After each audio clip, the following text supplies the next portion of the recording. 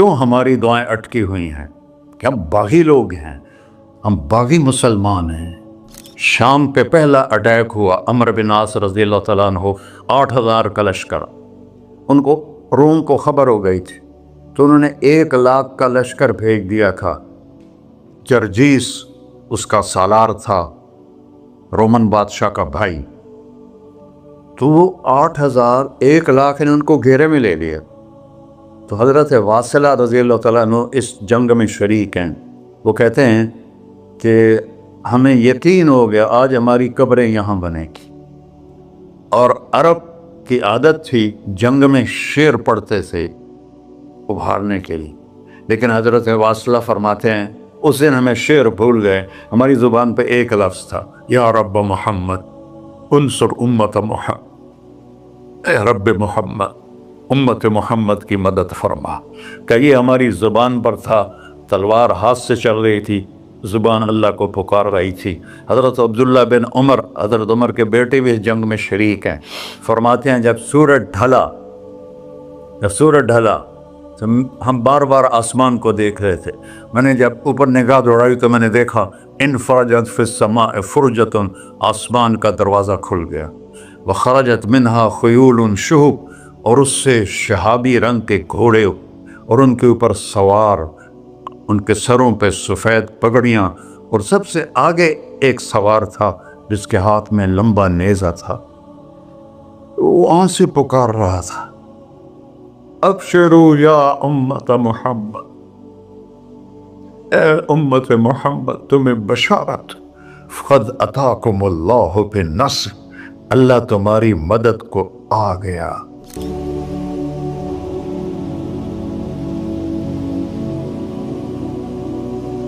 یا ابا سفیان جئتکم بکرامت الدنیا والآخرہ، ابو سفیان دنیا اور آخرت کی عزت چاہیے تو میرے پیچھے چلنا پڑے گا، اس کے علاوہ کوئی راستہ نہیں ہے، کوئی راستہ نہیں ہے، کوئی راستہ نہیں۔ ایک ہی طریقہ باقی ہے، ایک ہی راستہ باقی ہے، وہ ہے محمد الرسول اللہ۔ لا یؤمنون حتی یحکموک فیما شجر بینہم، اپنے ہر معاملے میں جب میرے نبی آپ کو فالو کریں گے تو میں ان کا بن جاؤں گا، یہ میرے بن جائیں گے، یہ مانگیں گے میں دوں گا، یہ سوال کریں گے میں پورا کروں گا، یہ مدد مانگیں گے میں مدد کروں گا۔ کیوں ہماری دعائیں اٹکی ہوئی ہیں کہ ہم باغی لوگ ہیں، ہم باغی مسلمان ہیں، ہم باغی مسلمان ہیں۔ شام پہ پہلا اٹیک ہوا، عمرو بن عاص رضی اللہ تعالیٰ عنہ، 8,000 کا لشکر، ان کو روم کو خبر ہو گئی تھی تو انہوں نے 1,00,000 کا لشکر بھیج دیا تھا۔ جرجیس اس کا سالار تھا، رومن بادشاہ کا بھائی، تو وہ 8,000 1,00,000 نے ان کو گھیرے میں لے لیا۔ تو حضرت واصلہ رضی اللہ تعالیٰ عنہ اس جنگ میں شریک ہیں۔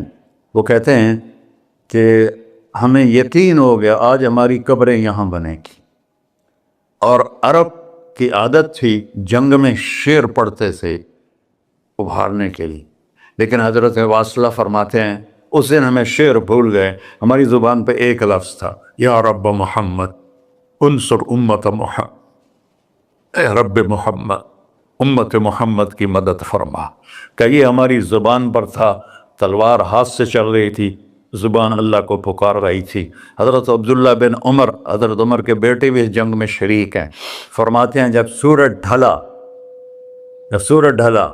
تو ہم بار بار آسمان کو دیکھ رہے تھے، میں نے جب اوپر نگاہ دوڑائی تو میں نے دیکھا انفرجت فی السماء فرجۃ، آسمان کا دروازہ کھل گیا، وخرجت منہا خیول شہب، اور اس سے شہابی رنگ کے گھوڑے اور ان کے اوپر سوار، ان کے سروں پہ سفید پگڑیاں، اور سب سے آگے ایک سوار تھا جس کے ہاتھ میں لمبا نیزہ تھا، وہ آن سے پکار رہا تھا، ابشروا یا امت محمد، اے امت محمد تمہیں بشارت، قد اتاکم اللہ بالنصر، اللہ تمہاری مدد کو آ گیا۔ فرماتے ہیں وہ ایسے آئے اور ہمارے اندر غائب ہو گئے، اور آدھے گھنٹے بعد 1,00,000 کا لشکر دوڑ رہا تھا 8,000 کے سامنے۔ کبھی ہم بھی تم میں بھی چاہا تھی کبھی ہم بھی تم میں بھی راہ تھی، کبھی ہم بھی تم بھی تھے آشنا، تمہیں یاد ہو کہ نہ یاد ہو۔ میرے نبی کی زندگی مکمل نمونہ ہے، مکمل، اس کو فالو کرنا ہے۔ پھر بلڈر بنو، ذمہ دار بنو، پھر ڈاکٹر بنو، پھر تاجر بنو، سائنسدان بنو، عورت ہے مرد ہے جو بھی ہے، کامیابی اس کے ماتھے کا جھومر بن جائے گا کہ وہاں ایک ہی سکہ چلتا ہے، وہ محمد رسول اللہ۔ تو بھائیو، مجھے یہی مختصر بات کرنی تھی کہ اس دنیا کے پیچھے ان دو ہستیوں کو پیچھے نہ کرو، ان کو ناراض نہ کرو۔ یزید نے اہل بیت کا خون کیا، اور اتنا بڑا واقعہ ہے کربلا کہ دنیا کی تاریخ میں نہ پہلے کبھی ہوا نہ بعد میں کہ رسول کی نسل کے 18 نوجوان ذبح کر دیے جائیں۔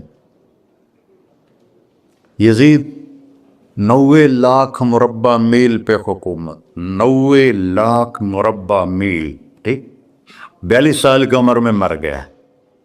اس کا بیٹا معاویہ بن یزید رحمۃ اللہ علیہ 22 سال کی عمر میں تخت پر بیٹھا۔ باپ نے 3 بر اعظم میں حکومت پھیلائی ہوئی ہے، دادا نے پھیلائی تھی، باپ نے اس کو بڑھایا۔ یزید کے زمانے میں بھی فتوحات ہوئی۔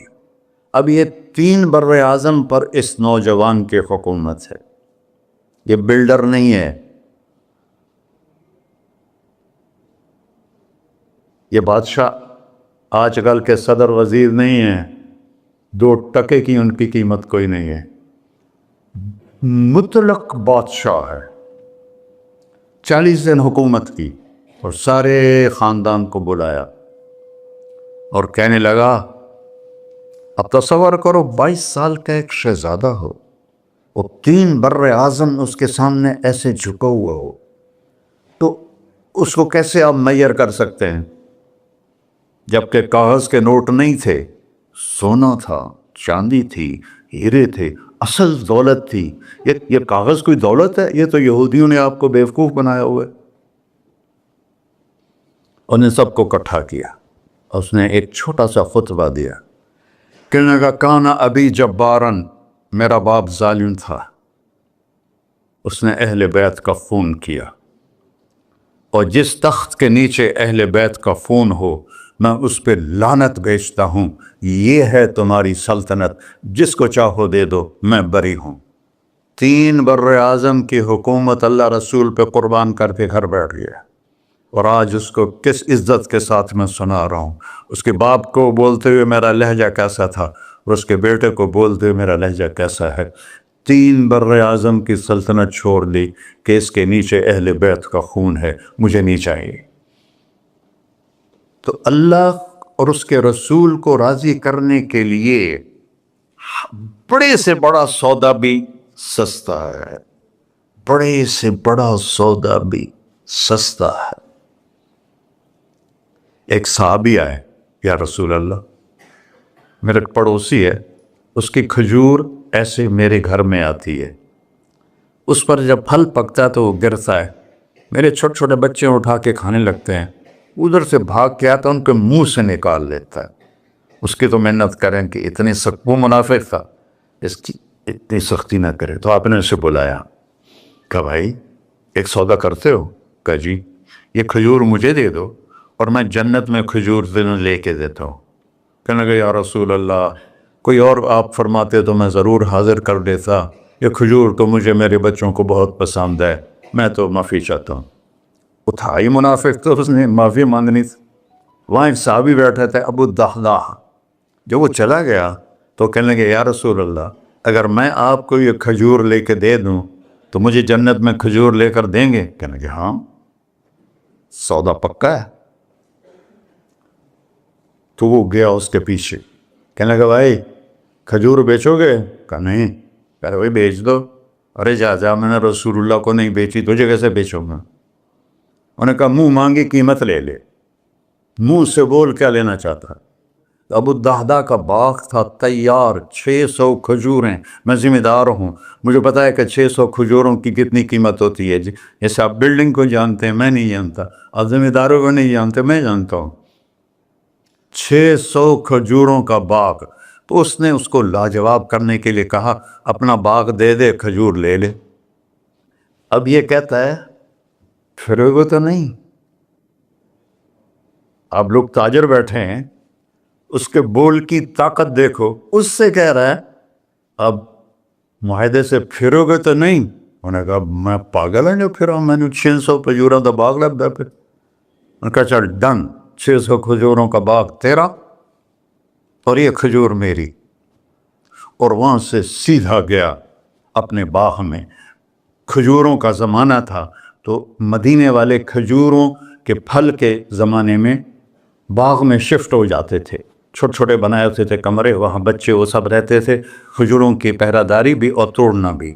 تو وہ ہائے قربان جاؤں نبی کے صحابہ تھا، وہ باغ میں اندر نہیں گئے، باہر کھڑے ہو گئے کہ کہیں نیت نہ بدل جائے اتنا بڑا باغ دیتے ہوئے۔ باہر سے پکارا ام الدحداء، بیگم کہ جی کہ باہر آ جاؤ، بچوں کو بھی لے کے آ جاؤ۔ کیا ہوا؟ کہا میں نے باغ بیچ دیا۔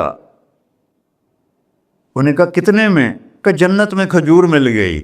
وہ کہنے لگی ربح البیع ربح البیع ربح البیع، واہ ابو الدحداء کیا سودا کیا تم، کیا سودا کیا تو۔ ارے کہ عورتیں زیادہ شور میں جاتی مروا دیتا ہے کہ بچے کے تو کھاسیں تمہیں کہ تو کھاساں، کہ ربح البیع۔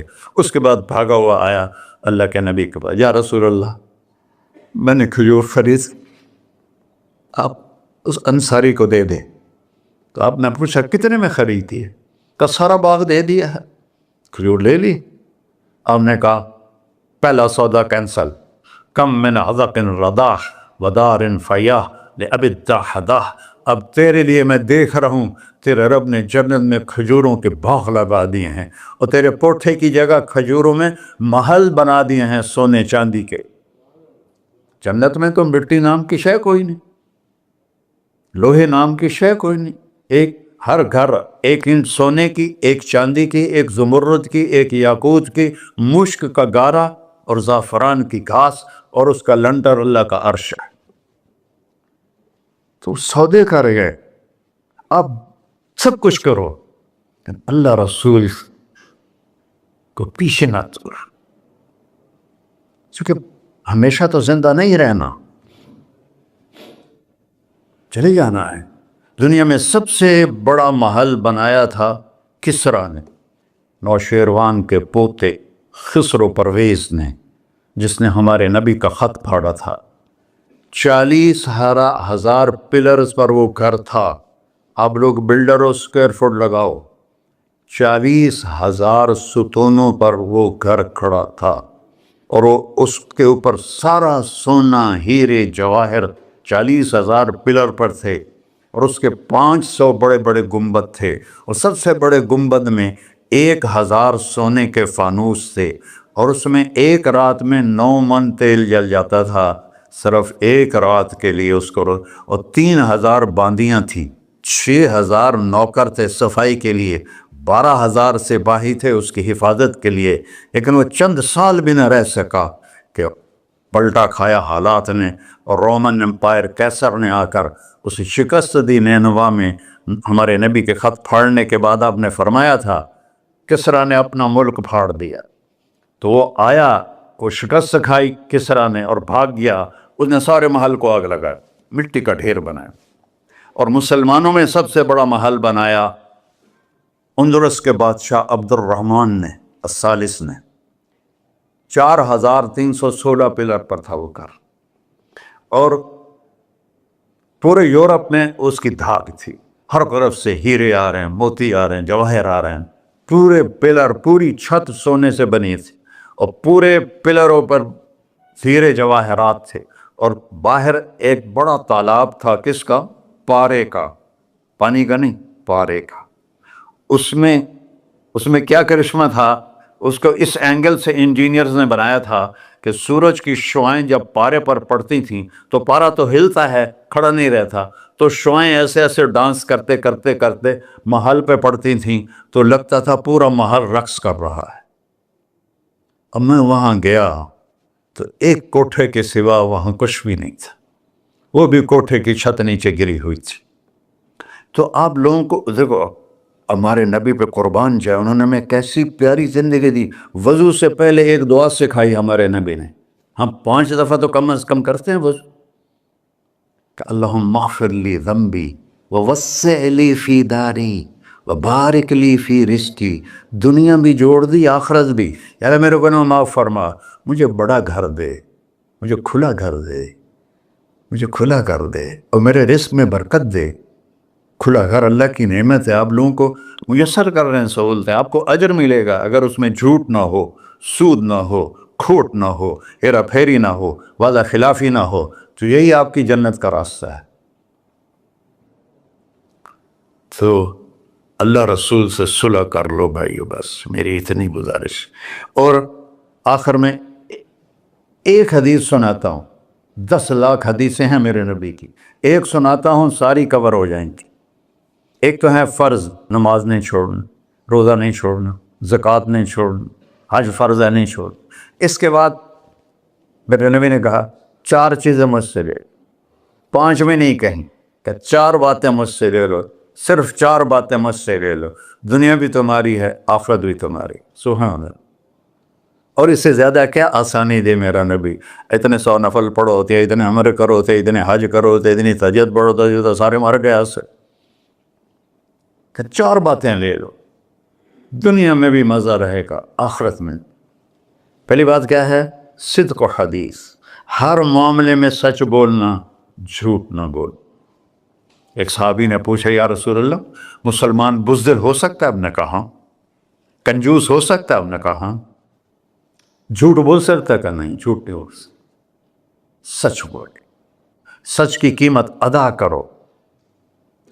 حفظ و امانت، کسی کو دھوکہ نہ، چیز کوئی اور ہو، دکھا کوئی اور رہے ہو، میٹیریل کوئی اور ہے، بتا کوئی اور رہے ہو، حفظ و امانت، دیانتداری سے کام کرو، کسی کو دھوکہ نہ دو۔ آپ نے فرمایا میں اپنے امتی سے ہر گناہ کی توقع رکھتا ہوں، بشر ہے بیچارہ، لیکن میرا امتی ہے تو 2 نہیں کرے۔ واہ یا رسول اللہ، آپ نے کیا چاہا اور ہم نے کیا کیا، کہ 2 کام نہیں کرے گا، ایک جھوٹ کبھی نہیں بولے گا، ایک دھوکہ کبھی نہیں دے گا۔ اور سب ہمارے، میں تو 100 ملک پھرا ہوں، مسلمان جھوٹ اور دھوکے میں پھنسے پڑے، غرق ہوئے پڑے، چاہے عربی ہیں چاہے غیر عربی ہیں، مالدار ہیں فقیر ہیں، اس گندگی میں سب ڈوبے ہوئے۔ تو صدق و حدیث، سچ بولو، حفظ و امانت، دھوکہ نہیں دیا۔ تیسری کیا ہے؟ حسن و خلیقت، اخلاق اچھے کر، اخلاق اچھے کر۔ اور اخلاق اچھے کرنے کے لیے ایک کام کر لی، اس کو تالا لگا، صرف ایک کام، اس سے کوئی گالی نہ نکلے، جھوٹ نہ نکلے، غیبت نہ نکلے، طنز نہ نکلے، بے عزت نہ کرو۔ عام طور پر ہمارے ماحول میں نوکروں کو بہت ڈانٹ ڈپٹ ہوتی ہے، اس کو قابو میں رکھو۔ سوچو اسی جگہ میں ہوتا نوکر تو میں یہ پسند کرتا۔ اپنے اخلاق کی چابی ہے زبان کا میٹھا بول، اور خاص طور پر والدین کے ساتھ، اور سب سے زیادہ اہم بیوی کے ساتھ۔ میرے نبی نے فرمایا بہترین مسلمان وہ ہے جو بیوی سے اچھا سلوک کرتا ہو، کہ وہ ماں باپ بہن بھائی گھر سہیلی ماحول ثقافت تہذیب سب کچھ چھوڑ کر ایک بول کے ساتھ آپ کے گھر آ جاتی، آپ کے بچے کا 9 مہینے بوجھ اٹھاتی، اس کو دودھ پلاتی، اس کی چھاتیاں لٹک جاتی ہیں، کبھی آپ کے لیے وہ ناشتہ بنا رہی ہے، کبھی کھانا بنا رہی ہے، کبھی آپ کے کپڑے کا خیال کر رہی ہے، اور آپ ایک چھوٹی سی بات پر اس کی عزت اتار کے پھینک دیتے ہیں۔ تو میرے نبی نے فرمایا سب سے بہترین مسلمان وہ ہے جو بیوی کے ساتھ حسن سلوک کرتا ہو۔ پھر آپ نے کہا اور میرا سلوک اپنی بیویوں سے سب سے زیادہ اچھا ہے۔ اظہار محبت کرو، ماں سے باپ سے اولاد سے بیوی سے، اظہار بہت ضروری۔ یہ پریزنٹیشن اظہار ہی تو تھا، یہ اظہار نہ ہو تو پتہ کیسے چلے؟ اپنے ماں کے پاؤں چومو، باپ کا ماتھا چومو، ان کے آگے نوکر بن کے کھڑے ہوئے، بیوی سے کہو مجھے تم سے بہت پیار ہے، وہ اچھا کپڑا پہنے تعریف کرو، اچھا کھانا بنائے تعریف کرو۔ انسان بھوکا ہے اس چیز کا، میرے نبی سے بڑھ کر کوئی ہو سکتا ہے؟ آپ حضرت عائشہ سے فرما رہے ہیں، چونکہ حضرت عائشہ کماری بھی تھی، چھوٹی بھی تھی. حضرت عائشہ جس نے اللہ کو دیکھا ہو اس کے لیے عورت کوئی چیز نہیں ہے. ایک حدیث سناتا ہوں، مالی فی النساء من رغبہ، مجھے عورتوں کی کوئی رغبت نہیں. اللہ کو دیکھنے کے بعد کس چیز کی رغبت؟ ہم نے کہا عائشہ انہ لیہون علی الموت ان اریتک زوجتی فی الجنہ. عائشہ جب سے مجھے پتہ چلا ہے نا تو جنت میں میری بیوی ہے تو مجھے تو موت ہی اچھی لگنے لگ گئی. یہ اظہار محبت ہمیں سکھایا اپنے بچوں کے ساتھ بھی. میرے بچے بڑے ہو گئے لیکن میں نے ایشل گلے لگاتا ہوں جیسے یہ چھوٹے بچے، کہ یہ محبت ٹرانسفر ہوتی ہے، ہم اظہار نہیں کر سکتے. وہ بچوں پر اپنی رائے مسلط نہ کہو کہ وہ بڑے ہو جائیں تو شریعت نے ان کو حق دیا ہے، اس سے آپ کا گھر خوبصورت بن جائے گا. یہ میرے نبی کی پیاری زندگی کے چند صفحات میں نے آپ کے سامنے پیش کیے ہیں. تو طویل داستان ہے، سناتے سناتے عمر بھی بیت جائے تو ایک ذرہ بھی ادا نہ ہوگا، لیکن خلاصتاً میں نے آپ سے عرض کر دیا. صدق حدیث، حفظ امانت، حسن خلیقت، سچائی، دیانتداری، اخلاق، اور چوتھا اور آخری عفت فی طعمت، رزق حلال کماؤ، رزق حلال کماؤ. من امسا قالنا بعمل یدہ امسا مغفورا لہ. مسلم شریف کی حدیث ہے، جو صبح سے شام تک اپنے دنیا کے کاموں میں حلال اور رزق کی تلاش میں تھک کے گھر جاتا ہے اس کے اس دن کے سارے گناہ معاف ہو جاتے. کتنا بڑا عمل ہے رزق حلال، بندگی بن جاتا ہے. آپ نے ایک صحابی کو دیکھا، ان کے ہاتھوں پہ چھالے نہیں، وہ جو مزدوروں کے نشان ہوتے ہیں کئی چلا چلا کے، وہ تھے. تو آپ نے اس سے پوچھا سعد یہ کیا ہے؟ کہ یا رسول اللہ بچوں کے لیے روزی کماتا ہوں، اپنے ہاتھ سے کام کرتا ہوں، تو میرے ہاتھوں پہ یہ نشان پڑ گئے. تو آپ نے ان کا ہاتھ ایسے پکڑ سب کو دکھا کر ایسے اس کا بوسہ لیا، پھر فرمایا جو ہاتھ بچوں کو حلال کھلاتے ہوئے ایسا ہو جاتا ہے اس پہ جہنم کی آگ حرام ہو جاتی. صرف نماز سے نہیں گناہ معاف ہوتے، حج سے نہیں معاف ہوتے، رزق حلال کے کمانے سے بھی روزانہ کی صفائی ہو جاتی ہے. ابھی سودا ہے اللہ رسول سے کر لو تو موج ہی موج ہے، اور اگر انہیں بکھیڑوں میں پڑے رہے تو مر کے زیرو ہی ہونا ہوتا ہے، کچھ بھی ساتھ نہیں جاتا. تو اللہ مجھے بھی توفیق دے، اللہ آپ کو بھی توفیق دے کہ ہم اپنے نبی کی زندگی کو اور اپنے رب کو سامنے رکھ کر زندگی گزاریں. اور آپس میں اگر لڑے ہوئے ہو صلح کر لو، آپس میں کوئی لڑو، دیکھو جھگڑا ہو جاتا ہے، بول چال بند نہ کرو. جھگڑا ماں سے بھی ہو جاتا ہے، باپ سے بھی، بیوی سے، بول چال بند نہ کرو. نہیں بس ساڈا بائی کاٹ. ہم تو پنجابی لوگ ہیں، دیہاتی کو تھوڑی اونچ نیچ ہو جائے تو ہماری لینگویج اساں لیکا چھک دیتا ہے، سمجھو، ہم نے لکیر لگا دی ہے، نہ انہاں دے مرن تے جاونا ہے نہ انہاں دی شادی تے جاؤ. یہ ساڈے جنازے وچ بھی نہ عام. اللہ میرے گاؤں میں جنازہ تھا، میرا اپنا عزیز، اس کی والدہ فوت ہو، تو رشتہ داروں میں قریبی رشتہ دار جنازے میں پہلی صف میں کھڑا تھا. تو جنازے پر تو سب کے دل نرم ہو جاتے ہیں. جب اس نے دیکھا نا کہ میاں صادق میری ماں دے جنازے چ باہر نکل جا، یہ تہذیب ہے ہماری. تو جھگڑا ایک فطری چیز ہے، لیکن بول چال بند نہیں کرنی ہے، دل میں نفرت نہیں پالنی ہے، اس کو صاف کر کے معاف کرنا ہے. اللہ بہت خوش ہوتا ہے. اور میاں بیوی میں جھگڑا ہو جائے اور وہ صلح کر لیں، اللہ ان کے پچھلے سارے گناہ معاف کر دیتا ہے. کیا مزے کی بات. السلام علیکم. دعا فرما ہے. اچھا بھائی بیٹھ جائیں، دعا کر لیں. انت اہلہ وصلی علی محمد کما انت اہلہ وفعل بنا ما انت اہلہ انک اہل التقوی و اہل المغفرہ. یا تا یہ سارے دوست احباب تیری محبت میں آئے ہیں، ہم سب نے تیرے نام کو زندہ کیا ہے. ہماری یہ محفل قبول فرما اور ہماری یہ مجلس قبول فرما، اور یا اللہ جو کچھ کہا ہے اس کے مطابق ہماری زندگی بنا دے. اور یا اللہ جو ہم نے نیت کی ہے کہ غزہ کے مسلمانوں کو گھر دینا ہے، چھت دینی ہے، ان سب کو یہ کسی ایک آدمی کے بس کا کام نہیں ہے، یہ سارے مل کر کریں، ہم بھی کریں، اس لیے ہمیں توفیق نصیب فرما۔ تیرے نبی کا فرمان ہے، جو میری امت کی دنیا کا خیال نہیں کرتا وہ مجھ سے نہیں ہے، اور اس وقت سب سے محتاج امت غزہ کے اہل ایمان ہے۔ سو یا اللہ ان سارے بھائیوں کو ہمت دے، توفیق دے، ہمیں وہاں تک پہنچانے کا وسیلہ تو نے بنایا ہوا ہے، ہمیں یہ امانتیں ان تک پہنچانے کی توفیق دے، ان کے کاموں میں برکت دے، ان کے قرضوں کو اتار دے، ان کو سود سے بچا دے، ان کو دیانتداری نصیب فرما، شفافیت نصیب فرما، مرتے وقت ہم سب کو کلمہ نصیب فرما۔ وصلی اللہ تعالی نبی الکریم۔ میرے نبی کے پردادا حضرت ہاشم بن عبد مناف کو غزہ میں دفن ہے، اور اس ملک میں عیسیٰ علیہ السلام، موسیٰ علیہ السلام، ہارون علیہ السلام، زکریا علیہ السلام، یحییٰ علیہ السلام، داؤد علیہ السلام، سلیمان علیہ السلام، اتنے نبی اس مٹی میں دفن ہیں۔ تو اللہ کو ہمت دے، کھل کر خرچ کریں، اللہ واپس کرتا ہے۔